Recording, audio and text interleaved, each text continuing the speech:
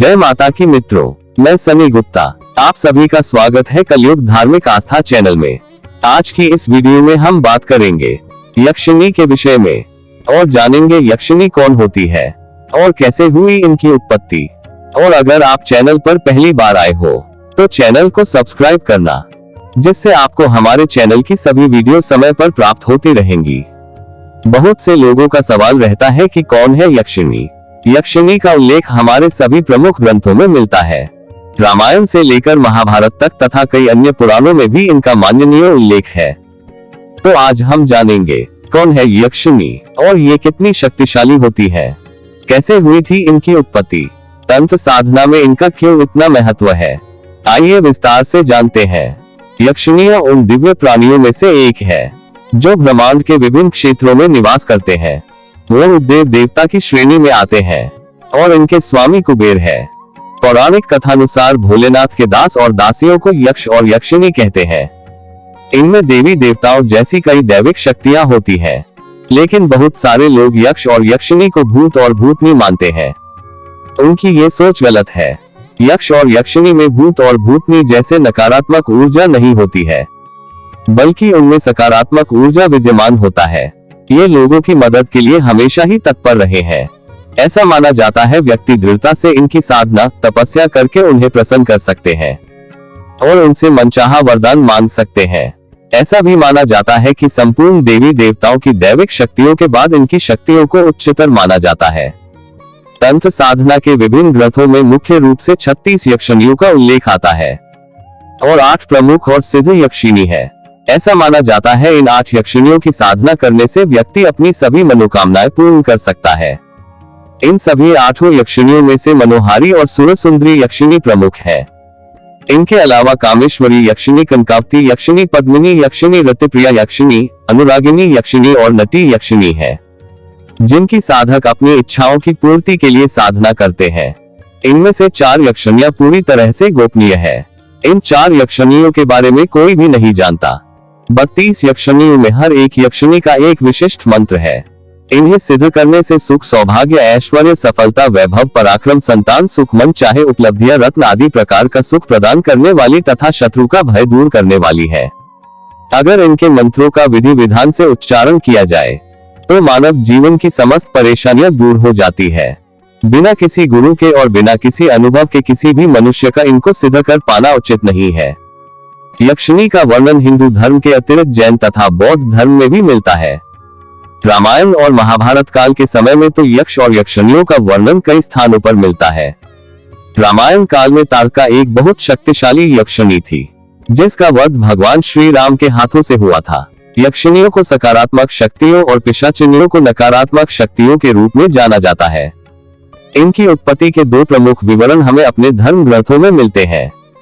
पहला रामायण के उत्तर कांड में मिलता है, जिसके अनुसार एक समय सृष्टि का निर्माण करते हुए जल की रक्षा के लिए ब्रह्मा जी ने अनेक जंतुओं को बनाया था। प्रजापति ब्रह्मा जी ने उनसे कहा कि तुम यत्न पूर्वक मनुष्यों की रक्षा करो। तो उनमें से कुछ प्राणियों ने कहा। उनकी इस आज्ञा के जवाब में कुछ ने कहा रक्षाम और कुछ ने कहा यक्षाम। जिन्होंने रक्षाम कहा वो राक्षस बने और जिन्हें यक्षाम कहा वे यक्ष और यक्षिणी बने। कालांतर में ऋषि विश्रवा ने 2 विवाह किए। उनकी पहली पत्नी थी कैकसी, जिन्होंने लंकापति रावण, उनके भाई विभीषण और कुंभकर्ण को जन्म दिया। दूसरी पत्नी का नाम था इल्लिविदा, जिन्होंने यक्ष और यक्षिणी के देव कुबेर को जन्म दिया। राक्षस मायावी शक्तियों में माहिर थे, वही यक्षों के पास मायावी और जादुई दोनों शक्तियां थी। दोनों ही शक्तिशाली थे, लेकिन जहां राक्षस सिर्फ पाताल लोक या मृत्यु लोक में रह सकते थे, वहां यक्ष और यक्षिणी स्वर्ग तक जा सकते थे। स्वर्ग में कई यक्ष और यक्षिणी निवास भी करते हैं। इसी कारण कई ग्रंथों में देवी देवताओं के साथ साथ उनका भी वर्णन किया गया है। ब्रह्मा देव जी से यक्षों ने ये आशीर्वाद मांगा था कि वो उन्हें पूजन शक्ति का वरदान दे, ताकि वो घोर तपस्या और साधना करके शक्तियां और ऊर्जा प्राप्त कर सके। उनके इसी वरदान स्वरूप यक्षिणियों ने कई तांत्रिक विद्याएं प्राप्त की। इसी कारण कई साधक उनकी पूजा करते हैं ताकि वो भी उनसे शक्तियां पा सके। यक्षिणी की उत्पत्ति से संबंधित एक और पौराणिक कथा प्रचलित है। कथा के अनुसार एक समय भगवान शिव हिमालय पर्वत पर तपस्या में लीन थे। माता पार्वती अपनी सखियों समेत उनकी सेवा में लगी हुई थी। वो उनकी सेवा उन्हें पति के रूप में प्राप्त करने के उद्देश्य से कर रही थी। उसी समय कामदेव वहां आ गए। कामदेव वहां भोलेनाथ की तपस्या को भंग करने आए थे। वो ये कार्य देवराज इंद्र और अन्य देवों के कहने पर कर रहे थे। माता सती के वियोग में भोलेनाथ गहन समाधि में चले गए थे, जहां से उन्हें बाहर निकालने और उन्हें वैराग्य से निकालने के लिए सभी देवताओं ने कामदेव को वहां भेजा था। उन्होंने ऐसा इसलिए भी किया क्योंकि तारकासुर का वध भगवान शिव और माता पार्वती के पुत्र के हाथों होना निश्चित था, और उन्हें ये ज्ञात था कि माता पार्वती ही माता सती है और उनका भगवान शिव संग विवाह निश्चित था। जब कामदेव ने भगवान शिव की तपस्या भंग करने के लिए बाण चलाया, तब माता पार्वती को कामदेव के इस कार्य का पता चल गया था। उन्हें क्रोध भी आया, लेकिन वो जानती थी कि उनका बाण चलाने का मकसद और भावना सही थी। इसी कारण उन्होंने कामदेव को मन से माफ कर दिया था। माता ने उन्हें क्षमा तो कर दिया था, लेकिन बाण के कारण उनके माथे पर पसीना आ गया। माता ने उन बूंदों को अपने हाथ से पोंछा और जमीन पर फेंक दिया। सभी पसीने की बूंदें इधर उधर पृथ्वी और ब्रह्मांड में अलग अलग स्थानों पर गिरी, और जहां जहां वो बूंदें गिरी वहां वहां यक्षिणी उत्पन्न हुई। चूंकि वो माता के पसीने से उत्पन्न हुई थी, उनमें अपार शक्तियां थी, साथ ही वो कामातुर भी थी। कामातुर होने के कारण वो ऋषियों और व्यक्तियों को छूने लगी। उनके इस कार्य से ऋषि मुनि क्रोधित हुए और उन्हें श्राप दिया कि तुम साधना लायक तब बनोगी जब साधक तुमसे पूछकर तुम्हारी साधना और तपस्या करेंगे। इसी श्राप के बाद से उनकी साधना का विधान इस धरती पर शुरू हुआ। कामदेव के इस कृत्य से भगवान शिव बहुत क्रोधित हुए और उन्होंने क्रोध में आकर अपने तीसरे नेत्र को खोलकर उसको भस्म कर दिया था। यक्षिणी बहुत ही शक्तिशाली होती है, इसलिए इनको प्रसन्न करना बहुत कठिन है, क्योंकि इनके पास अलौकिक शक्तियां होती हैं और वे हर एक कार्य को संपन्न करने में सक्षम होती है। यक्षिणियां पृथ्वी, पाताल और स्वर्ग आदि सभी लोकों से जुड़ी हुई है, सभी लोकों में विचरण करती है। वह भी चाहती है उनका श्राप नष्ट करने वाला उन्हें कोई मिले, और वह सच्चा भी होना चाहिए। भले साधक माँ के रूप में उनका श्राप नष्ट करे, बहन या पत्नी प्रेमिका के रूप में श्राप नष्ट करे।